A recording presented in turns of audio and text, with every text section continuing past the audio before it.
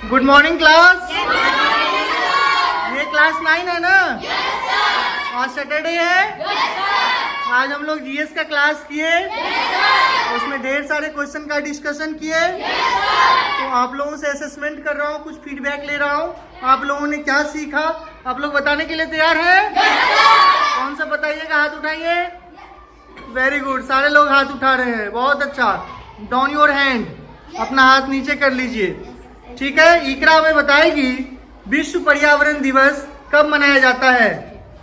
5 जून। 5 जून को। विश्व पर्यावरण दिवस की शुरुआत कब हुई थी? 1973 ईस्वी को। जोर से बोलिए। 1973 ईस्वी को। 1973 ईस्वी में। वेरी गुड, बैठ जाइए। तहसीन खड़ी हो जाइए। आप बैठ जाइए बेटा। कर्क रेखा भारत के कितने राज्यों से होकर गुजरती है? 8 राज्यों से। 8 राज्यों से। जोर से बोलेगा, कौन कौन सा वो राज्य है? गुजरात, राजस्थान, छत्तीसगढ़, मध्य प्रदेश, छत्तीसगढ़, झारखंड, पश्चिम बंगाल, त्रिपुरा, मिजोरम। फिर से एक बार बोलिए। गुजरात, राजस्थान, वेरी गुड, मध्य प्रदेश, छत्तीसगढ़, झारखंड, पश्चिम बंगाल और त्रिपुरा और मिजोरम। मिजोरम। ये 8 राज्य हैं। बहुत अच्छा।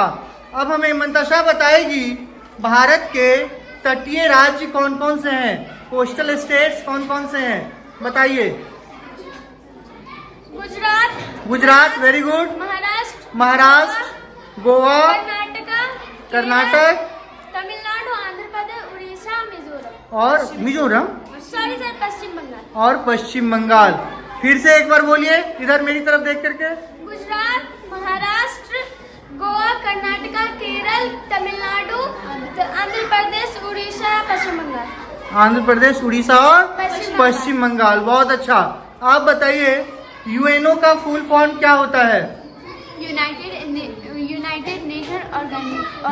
Nation Organisation. Very good. UNO की स्थापना कब हुई थी? बैठ जाइए बेटा आप। यूएनओ की स्थापना कब हुई थी? 24 अक्टूबर 1945 को। 24 अक्टूबर 1945 ईस्वी में। चलिए आप खड़े हो जाइए बेटा। यूएनओ की स्थापना क्यों की गई थी? वैश्विक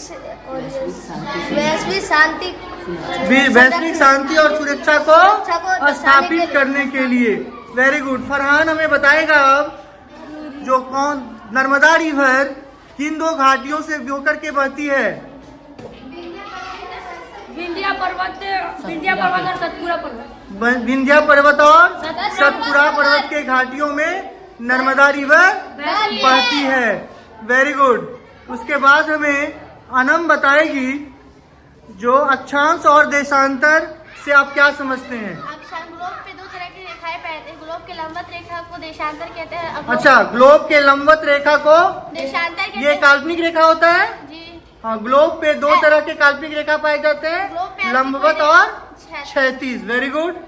ग्लोब के देशांतर रेखा को लंबवत कहते हैं। ग्लोब के लंबवत रेखा को क्या कहते हैं? देशांतर। और ग्लोब पे अक्षांश कहते हैं। और क्षैतिज रेखा को अक्षांश कहते हैं। इसका महत्व क्या है अक्षांश और देशांतर का? इसके महत्व से हमें पृथ्वी की भौगोलिक खोजे के बारे में भौगोलिक खोजें की जाती है।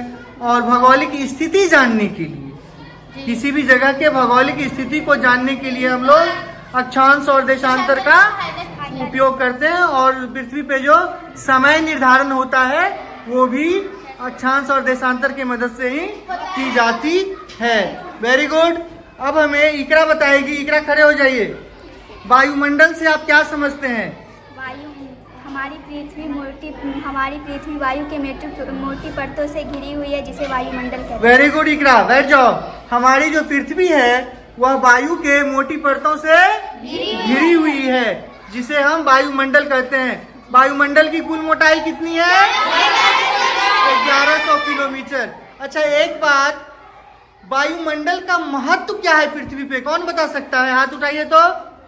वायुमंडल का क्या महत्व है? यस फरहान बताइए। पृथ्वी पर वायुमंडल का क्या महत्व है? सूरज से आने वाली किरणों को नियंत्रित करता है। अच्छा, वायुमंडल सूरज से आने वाली किरणों को नियंत्रित करता है, अर्थात पृथ्वी के तापमान को नियंत्रित करता है ना? पृथ्वी के तापमान को नियंत्रित करता है। और जलवायु में भी परिवर्तन होता है, किसके कारण? वायुमंडल के ही कारण। अच्छा, अगर वायुमंडल नहीं रहता, बैठ जाइए, अगर वायुमंडल पृथ्वी पे नहीं रहता तो क्या होता? ये क्वेश्चन का आंसर हमें तहसीन बताएगी। यस मंतशा, मंतशा बताएगी। पृथ्वी पे अगर वायुमंडल नहीं रहता तो ये दिन के समय इतनी ज़्यादा गर्मी रहती कि सारे वस्तु जलकर राख हो जाती है, और रात में इतना ज़्यादा ठंड रहता कि ये सब जम जाता, सब कुछ जम जाता। बहुत अच्छा तहसीन बताइए, बैठ जाइए।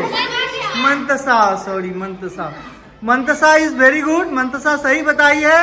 जो अगर वायुमंडल पृथ्वी पे नहीं रहता तो दिन के समय सब कुछ जलकर राख हो जाता, इतनी अधिक गर्मी होती, और रात के समय सब कुछ फ्रीज हो जाता। क्या हो जाता? फ्रीज हो जाता। वेरी गुड, आप लोग बहुत अच्छा जवाब दिए। इसी तरह से पढ़ते रहिए और आगे जीवन में बढ़ते रहिए।